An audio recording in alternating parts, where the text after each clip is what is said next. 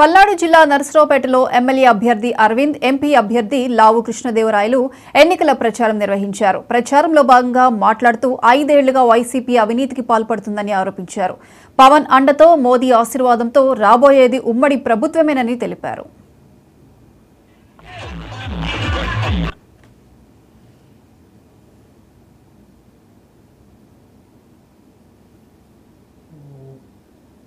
Election code రాకముందు 7-8 వార్డుల్లో ఈరోజు నర్సరావుపేటలో ప్రచార కార్యక్రమం చేస్తూ ఉన్నాం. పెద్ద ఎత్తున జనం ముందుకు వచ్చి మాకు సపోర్ట్ చేస్తూ ఉన్నారు. ఏదైతే ఎలక్షన్ కోడ్ రాకముందు భయంతో ఉన్నారో ఆ భయం అంతా కూడా పక్కకి తోసి ఇప్పుడు జనం అంతా కూడా ముందుకు వచ్చి పెద్ద ఎత్తున అన్ని వర్గాల ప్రజలు కూడా అటు ఓసీలు, బీసీలు, ముఖ్యంగా మైనారిటీస్, ముస్లిం సోదరులు చాలా పెద్ద ఎత్తున వచ్చి సపోర్ట్ చేస్తూ ఉన్నారు. ఆ కేసులు పెడతారని లేకపోతే ఇంకోటని ఆ భయం అంతా తొలగిపోయింది. ఇప్పుడు నిజంగా అర్థమవుతూ ఉంది. ఇప్పుడు నిజంగా వైఎస్ఆర్సీపీ నాయకులు కూడా అర్థమవుతూ ఉంది.